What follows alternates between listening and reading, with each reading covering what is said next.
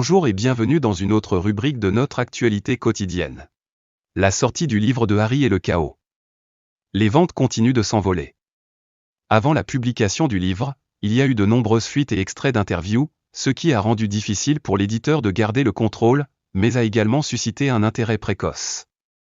Avant la publication des mémoires de Harry Spare, des informations ont été divulguées qui ont été dramatiques, voire explosives. Harry a admis avoir tué 25 personnes en Afghanistan, et il a également décrit comment son frère William l'avait jeté à terre lors d'une lutte.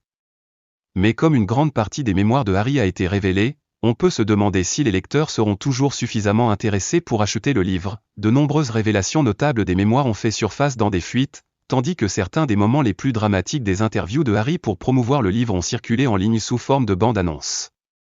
Bien qu'une couverture complète puisse fatiguer Harry et Meghan, de nombreux libraires espèrent que les mémoires seront un énorme succès. Readerlink, qui distribue des livres à des chaînes comme Target et Walmart, a déclaré avoir commandé environ 300 000 exemplaires.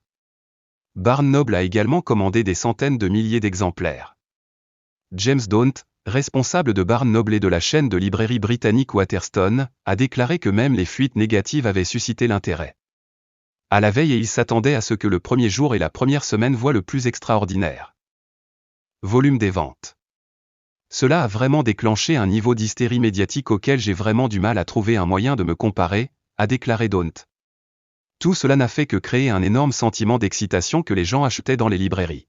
Depuis que Penguin Random House a annoncé en 2021 qu'il avait acquis les mémoires de Harry, qui ont choqué le monde lorsque lui et sa femme ont annoncé leur séparation de la famille royale, le contenu du livre a fait l'objet d'intenses spéculations dans le monde de l'édition.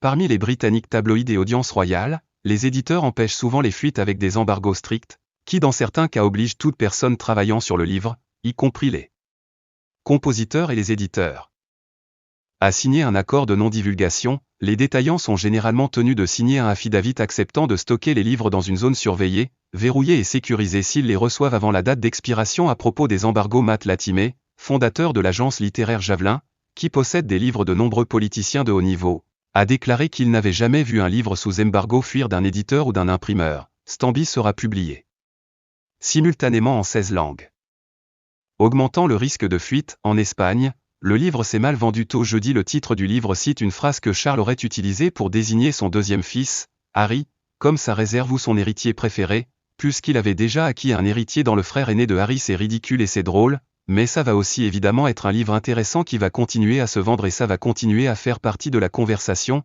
Do, directeur général de Barnes Noble, m'a dit. Merci d'avoir regardé.